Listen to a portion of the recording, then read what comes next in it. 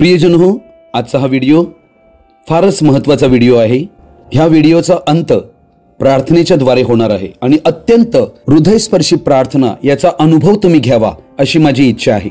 म्हणून आपणातील प्रत्येकांना माझी विनंती आहे की आजचा हा संदेश आपण सर्वजणांनी शेवटपर्यंत आवर्जून पाहावा।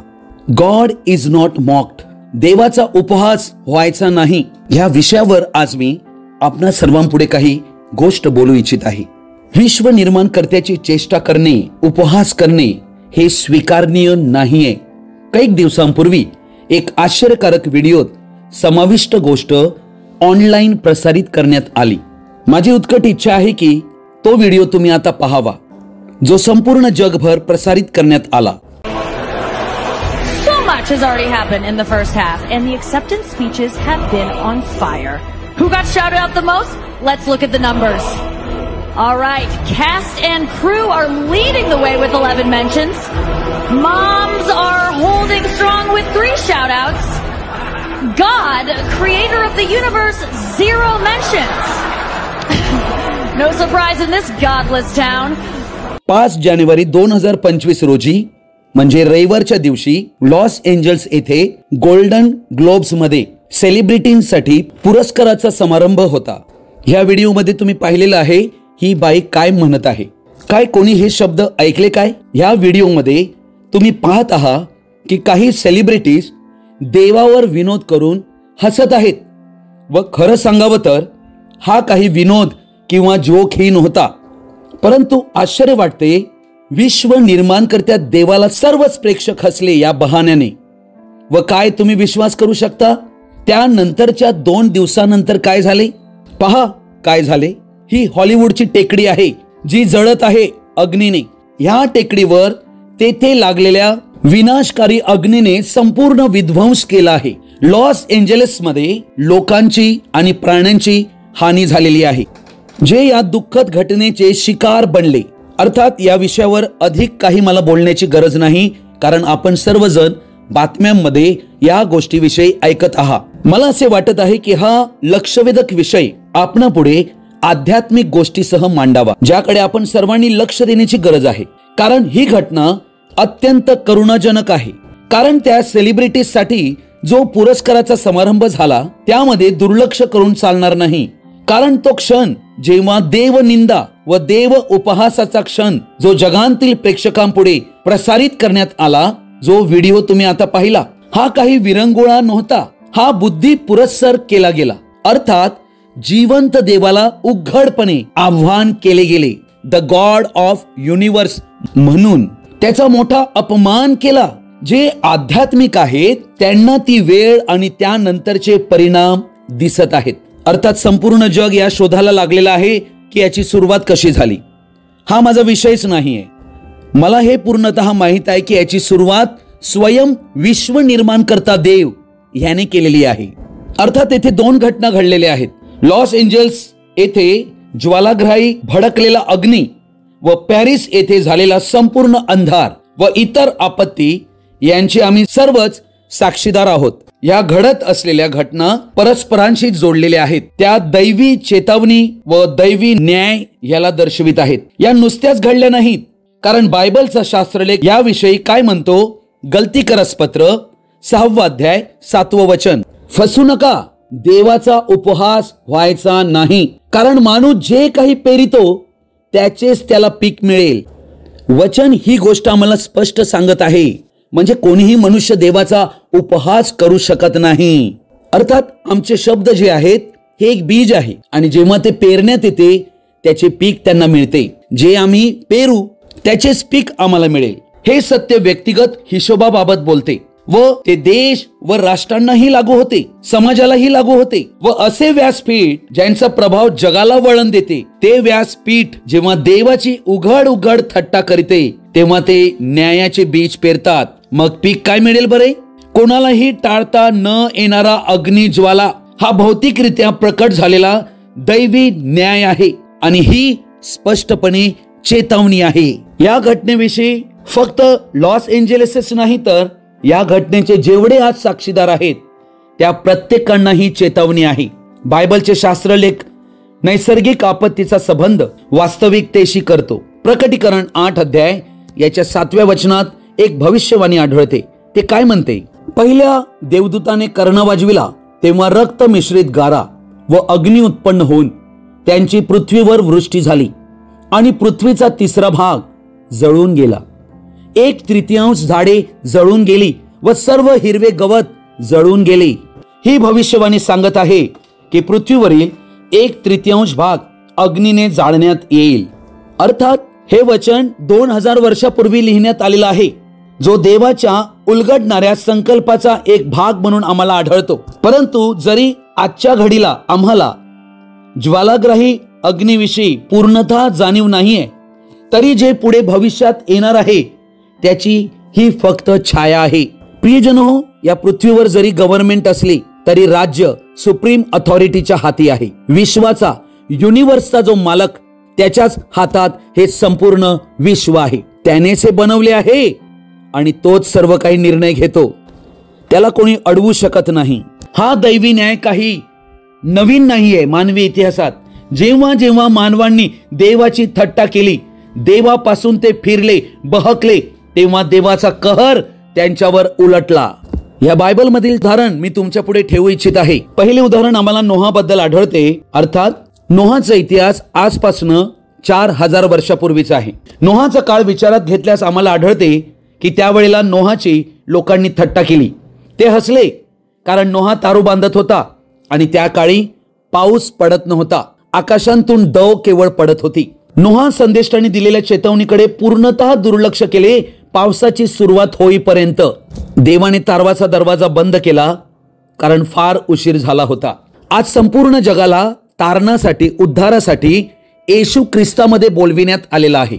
म्हणून वचन म्हणते, तारण दुसऱ्या कोणाकडून नाही, कारण जेणेकरून आपले तारण होईल असे दुसरे कोणतेही नाव आकाशाखाली मनुष्यामध्ये दिलेले नाही. अर्थात आज प्रभू येशू ख्रिस्त आमचा जहाज, तारू म्हणून आज तो उभा आहे आणि सर्वांना उद्धार आणि तारणासाठी तो विनवीत आहे, ज्यांनी अजून त्यात प्रवेश केला नाही. कितीतरी थट्टेखोरांनी देवाच्या चिन्हांचा परित्याग करून त्याला लोकभ्रम, अंधश्रद्धा म्हणून पुन्हा पुन्हा समजले आहेत. प्रियजनो, हे लक्षात घ्या, ही घटना समस्त मानवजातीसाठी देवाची कळकळीची चेतावणी आहे की जागे व्हा उशीर होण्यापूर्वी. या घटना काही नैसर्गिक आपत्तीपुरता मर्यादित नसून ती मनुष्यांना पश्चातापासाठी विनवीत आहे. प्रियजनो, दुसरी घटना उत्पत्ती 11 अध्यायामध्ये आम्ही पाहतो. बाबेलचा बुरुज निम्रोद नावाच्या व्यक्तीने बांधण्यास सुरुवात केली होती. त्याने संपूर्ण जगाला एकत्रित आणले होते. हा निम्रोद परमेश्वरासमोर बलवान पारधी असे म्हणण्याचा याविषयी प्रघात आहे, असं वचन उत्पत्ती 10:9 म्हणते. अर्थात या व्यक्तीनेही देवनिंदा केलेली होती, देवाची थट्टाने उपहास केला होता. म्हणूनच देव खाली उतरला आणि पृथ्वीवर सर्व मनुष्यांना पांगविले, त्यांच्या भाषेचा घोटाळा करून त्यांना एकमेकांची भाषा समजवायची राहिली. प्रियजनो, देवाचा उपहास व्हायचा नाही. दानियल 5 अध्याय यामध्ये आम्हाला भिंतीवरील हस्तलेख आढळत आहे. नबुकदनेस्सर राजा, जो बाबेलचा, त्याचा पुत्र बलशस्सर त्याने इस्रायलाचे पवित्र मंदिर यांतून सोन्या रुपयाची जी पात्रे आणली होती, त्या पात्रामध्ये त्याने, त्याची पत्न्या आणि सर्व सरदार यांनी त्या पवित्र पात्रांतून द्राक्षरस प्याले होते. अर्थात देवापुढे त्याने उद्दामपणा केला होता, असे वचन 23 आम्हाला आढळते. संदेश काय होता? 25 वचन म्हणते, हा लिहिलेला लेख असा, मने मने तकेल उफारसीन. याचा अर्थ असा, मने म्हणजे देवाने तुझ्या राज्याचा काल मोजून त्याचा अंत केला आहे. तकेल म्हणजे तुला तागडीत तोडले व तू उन्हा भरलास.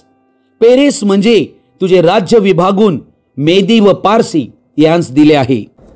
2 इतिहास याचा 7 अध्याय 14 वचन म्हणते, तर माझे नाम ज्यांस दिले आहे त्या माझ्या लोकांनी दीन होऊन माझी प्रार्थना केली आणि माझ्या दर्शनाविषयी उत्सुक होऊन ते आपल्या दुष्ट मार्गापासून परावृत्त झाले, तर मी स्वर्गांतून त्यांची विनंती ऐकून त्यांच्या पापांची त्यांस क्षमा करीन व त्यांच्या देशांतून क्लेश नाहीसे करीन.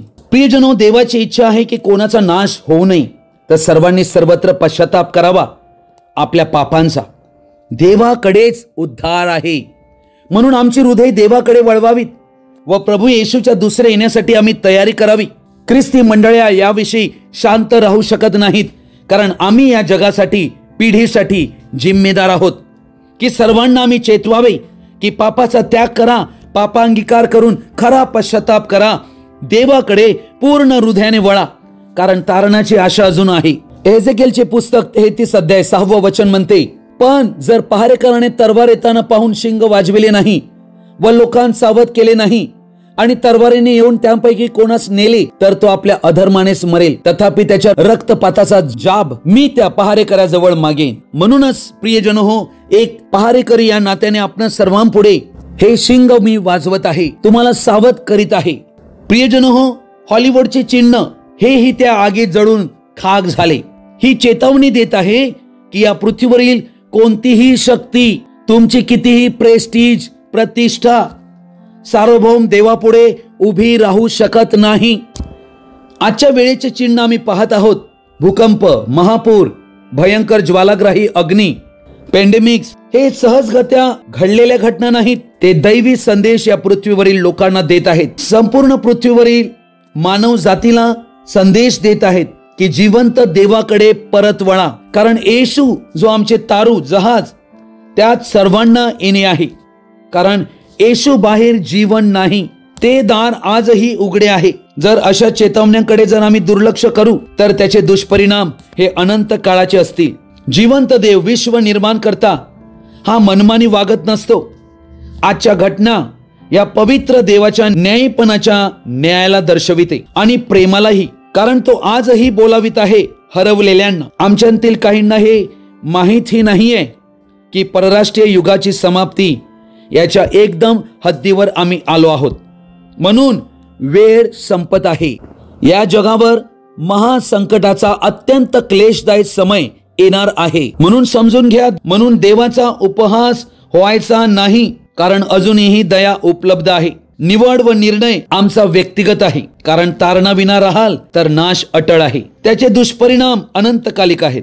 मी आपणांतील प्रत्येकांना विनवित आहे की आम्ही या हृदयस्पर्शी प्रार्थनेत ह्या वेळेला सहभागी होऊया. ही प्रार्थना फक्त स्वतःसाठी नाहीये, तर ज्यांची हृदय देवापासून बहकलेली आहेत, सत्याला मुकलेली आहेत, देवाशी त्यांचे नाते तुटलेले आहे व कदाचित त्यांनीही देवाची थट्टाने उपहास केला असेल व अज्ञानात चालले असतील, तर आज आमच्यासाठी वेळ आहे. येऊया आपण सर्वजण, शांत व्हा, आपली सर्व कामे बाजूला सारा आणि आता विश्व निर्माणकर्त्या देवाकडे प्रार्थना करणार आहोत. आपण आपली प्रार्थना, आपली वाणी त्या जिवंत देवाकडे उंचावूया. आपले डोळे बंद करूया. माझ्याबरोबर तुम्ही प्रार्थना करा. हे स्वर्गीय पित्या, मी आता तुझ्या पवित्र राजासनाकडे येतोय व सभोवतालच्या घडत असलेल्या जगांतील गोष्टींच्या ओझ्याने तुझ्या पुढे नम्र होत आहे. मी तुझे सनातन व सर्वोच्च सामर्थ्याची पोचपावती तुला देतो. तू संपूर्ण सृष्टीवर सत्ताधारी आहेस. तू सर्वोच्च सामर्थ्याने भरलेला आहेस. तू अल्फा व ओमेगा आहेस, सुरुवात व शेवट आहेस व तुझ्या दैवी योजनेशिवाय काहीही घडत नाही.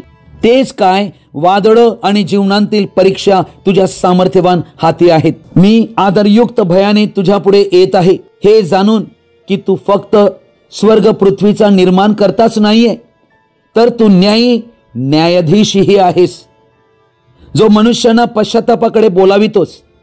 कारण तू प्रेमळ पिता आहेस व कोणाच्याही जीवाचा नाश व्हावा ही तुझी इच्छा नाहीये, परंतु प्रत्येक पाप्यांचे हृदय त्यांच्या तारणासाठी तुझ्याकडे परत यायला हवेत.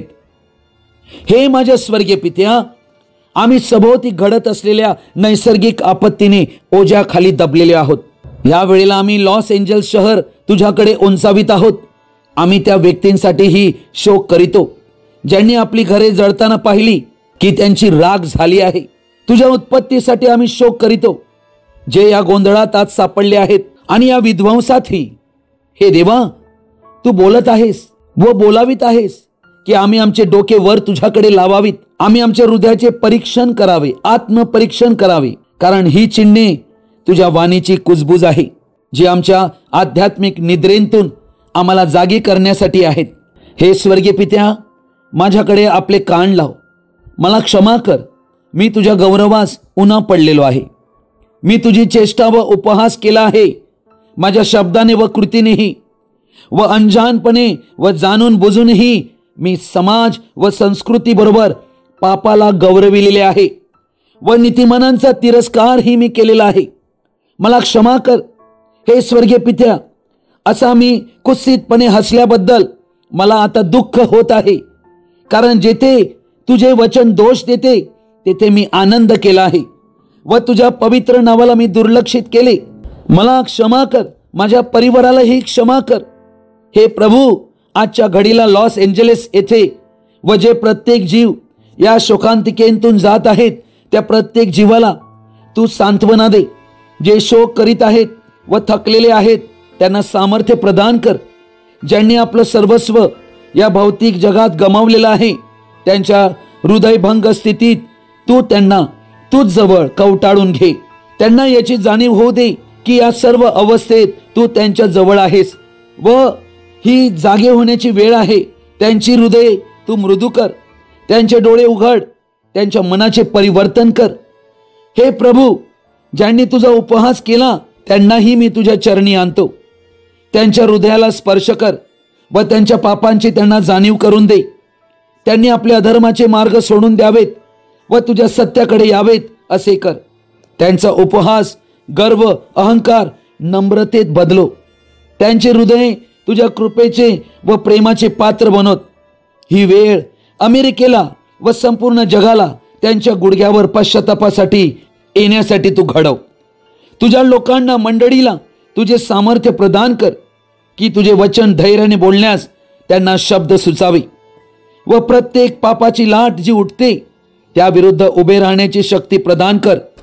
आम्हाला या वेळेचे चिन्ह ओळखणारे हृदय प्रदान कर व आम्हाला स्वर्गीय ज्ञान दे की आम्ही योग्य प्रतिक्रिया, विश्वास आणि आज्ञापालनाने तुला देऊ. हे विश्व निर्माण करत्या माझ्या स्वर्गीय पित्या, तुझ्याकडे अमर्याद दया आहे. तू फार कनवाळू, कृपाळू, मंदक्रोध देव आहे. तू वेळोवेळी दाखवित आला आहेस की तू सहनशील आहेस व वाट पाहत आहेस की कोणाचाही नाश होऊ नये. हे प्रभू, माझी लायकी नसतानाही जी कृपा तू उंडेलली आहेस माझ्यावर, त्याबद्दल मी तुझा फार आभारी आहे. मी आमचा भारत देश व संपूर्ण जग तुझ्या हाती देतो.